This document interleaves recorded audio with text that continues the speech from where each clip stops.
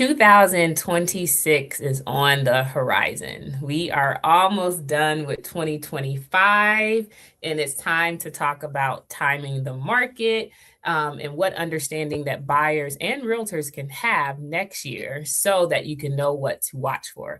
Hey guys, this is another episode of Teach Me Tuesday, and we're all in the Christmas spirit. We hope most of you got your Christmas shopping done.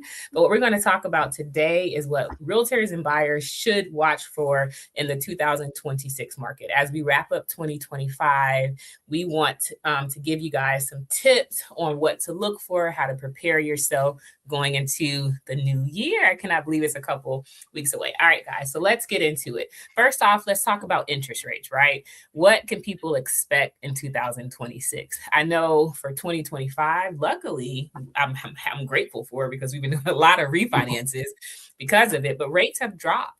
I mean, if you think about where rates were the beginning of the year, rates were still in the sevens, sometime closer to 8%. And so now we've been locking in people at a sweet 5.75, and still on some state housing products. Those rates are at 4.875. So we've been doing a ton of refinances. So let's talk about rates. So Wilmot, does a lot of your clients, do you feel like a lot of them are still kind of payment conscious right now? Are they kind of still on the fence because they're not really sure, or because rates have kind of dropped some, you see them maybe, making some different behavioral moves to get into their home? Absolutely. I think almost all of my clients are payment conscious. Yeah. So it's all about the payment, baby. It's all about, what is it going to cost me monthly? Only time when it's not like that is when I'm dealing with some investors. They're Okay. more so looking at value. Okay. The lowest amount they can get for the property. I know some of my buyers that want to live in a home, they want the lowest amount as well. But however, if they need closing costs, if they need some seller concessions, I always tell them, we got to consider that when we're making an offer. So I think as a whole, a lot of my clients are almost always looking at, or always payment conscious. So yeah. Now, do you feel like payment conscious rank higher than out of pocket costs? Do you think people may be willing to pay a little bit more out of pocket to kind of get their payment where they feel comfortable paying per month? Um, what I've been seeing recently, a lot of them have been, just trying to be more conservative with what they want and look at something that's more in their budget. You know, Mm. I've and also I see a lot of them just being patient and waiting. I'm seeing some benefits in that too because a lot of price reductions have been occurring and getting within their price approval. So I think that's a big thing I'm noticing right now where they're just being patient and sitting on the sideline and then just waiting for that house to drop in price point to get where they want to be in their budget. So yeah. Well, good deal. But yeah, that's a good point. And Gavin, for you, what are you seeing on the lending side when it comes to interest rate and what buyers and realtors can kind of expect in 2026? I know that rates can kind of be more like a negotiating tool, both on the buying and selling side. What do you think? Yeah, I mean, we're going to see rates continue to um, either stay kind of normalized where they are right now, or trickle down to more here in 2026. We don't have a increase on the horizon unless there's some drastic shift in regards to the economy or inflation. Um, something takes effect there that drastically changes the climate in which interest rates are going down.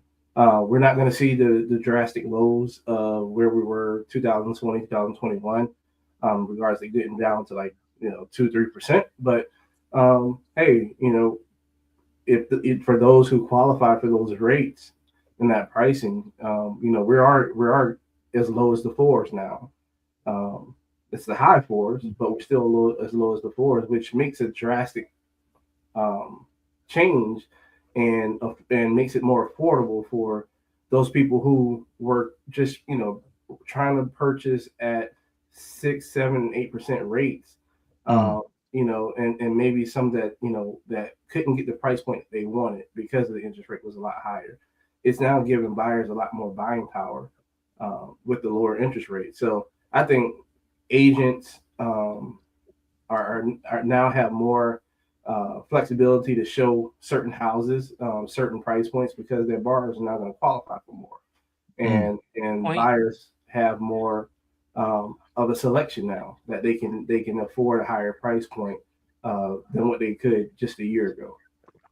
That's a really good point. I mean, you definitely hit some great points there because that I think what some people may not understand is that interest rate not only does it drive your payment, right? Whether that payment is higher or whether that payment is lower, it also drives your buying power. Because when we're configuring as a lender what your debt to income ratio is, a portion of that debt to income ratio has to do with what your new mortgage payment is going to be. So if you're able to get that new mortgage payment lower, then in essence you can buy more house. You can afford more house. You can get approved for a higher amount. And then the same thing vice versa. So let's get into the second point about inventory, right? So I know, Wilmot, this is your area right here. Not that you have a crystal ball and you can predict the future, but just based on just market trends and things that you're seeing, will there be more homes available, you think, in 2026? Or do you think there'll be fewer? What do you think? You know, of course, I'm not 100% sure on this, but like I do see a lot of builders building more. Okay, I Mhm. will say that they're adding to the inventory. They are. They are building more. I'm seeing developments continue to increase in their inventory. Their subdivisions increasing. I know in my area, Orangeburg, in particular, a lot of plans for new subdivisions, especially with new development of job creation in certain areas, which kind of like infuses a demand for more housing. So like when you have a situation like that, there's naturally going to be more interest for builders to come in, build more property, build more homes so that they can supply the demand for the new jobs that are coming into the area. Hmm. So I will say I do see possibly in a trend up in possible inventory economics. Let's talk about it, Gavin. Interest rates. If interest rates drop, what happens? A lot of times there's a trickle effect. Yeah, the demand goes, demand rises. But Absolutely.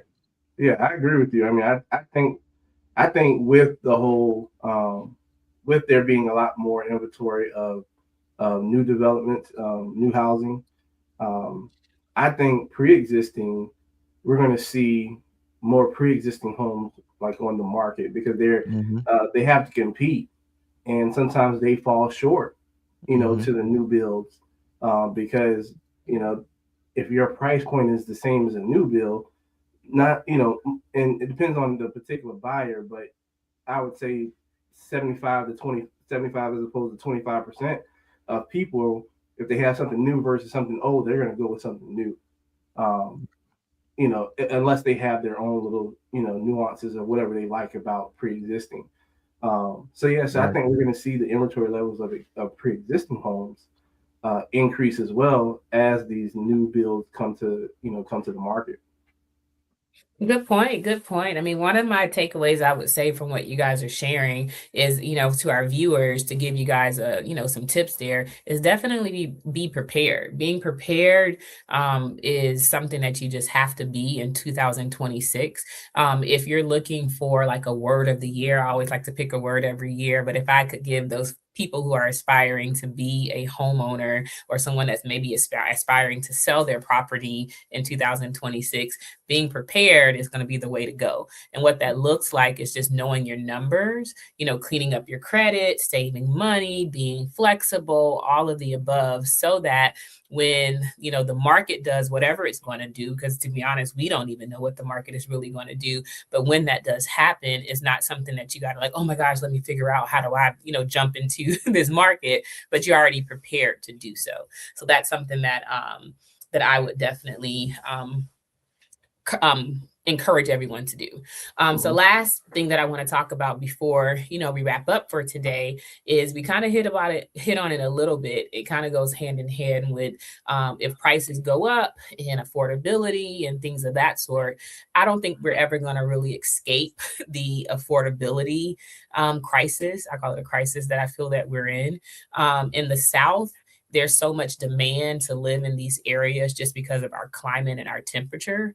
And because for us in Charleston, we're, on the coast, we're the low country. People love the water, the views and things like that, the old historic charm. So it's causing a lot of people to migrate from, up north where it's probably snowing right now, in the West Coast where things are crazy expensive, Midwest, which are feeling some of that change as well. People are coming to the Southeast. And so because of that, to your point, you're seeing all these new developments everywhere. Builders are building in every open piece of land that they can find. And it's pushing a lot of people out of, the city to more rural areas like Orangeburg County, which will then become a little bit more overly saturated, which will also drive prices up too. So when it comes to affordability, what do you guys think about that? Do you feel like, to a certain extent, I can see from a selling standpoint, most sellers would have to come down on price, in my opinion, in order to compete with some of the new construction in order to probably sell their home. So, quote unquote, that can maybe, I wouldn't say it will add to affordability, but it can lessen the blow a little bit because they can give a little more. I don't know, guys. What do you guys think when it comes to affordability and what's to come in 2026? Do you feel like it's going to get better, or do you feel like we're still going to be kind of on that hamster wheel of trying to, play catch up and not really going anywhere? Well, if I chime in about that, I'm gonna say this. I know sellers are going to have to consider brand new builds when they're pricing their home, but also I don't want the sellers to be worried too much about that, because the cool thing about a resale home compared to a new build is a lot of times you're going to get more square footage with Good point. that resale house. So prime example, I had a property 1900 square feet, sub right there at $200,000. You can't find a new bill. Well, you can find a new bill around 1,800 square feet, but you're going to be paying closer to, $300,000 for that particular property. So Good. that being said, there's some pros to buying resale, just for my buyers out there that are just thinking, and my sellers out there that might be fearful about that. Instead of dropping price, it might be some improvements you just might need to make in your home to make it more modern. Okay. Absolutely. Instead of just dropping your price, hey, spend some of that money, invest it in your house to maybe update light fixtures, update flooring, paint, stuff like that, to increase value instead of bringing your value down with price point. Oh, I So love that. That is such a great tip. Such a great tip. So with that, we're going to leave that. We're going to wrap up on the high note there. So what we talked about today for 2026, how to prepare the 2026 real estate and mortgage market, it won't favor the fastest, right? But it's going to favor the one that's most prepared. So that's our tip and strategy for you guys today, is to make sure you're prepared, make sure you educate yourself on loan products, make sure you educate yourself on the market, make sure you educate yourself by partnering with great real estate agents and lenders that can work as a team to guide you through the process of buying or selling your home. So guys, like always, if you guys have any questions, any topics that you would like for us to discuss in the next couple weeks and going into the new year, you guys, please feel free to reach out to any one of us on any one of our social media platforms. And until next time, next week, we hope you guys, I don't know for sure if we're going to be on next week, but in the event that we don't, we want to wish you guys a Merry Christmas and a Happy Holidays. And we'll definitely see you guys next time. All right. Peace. Bye.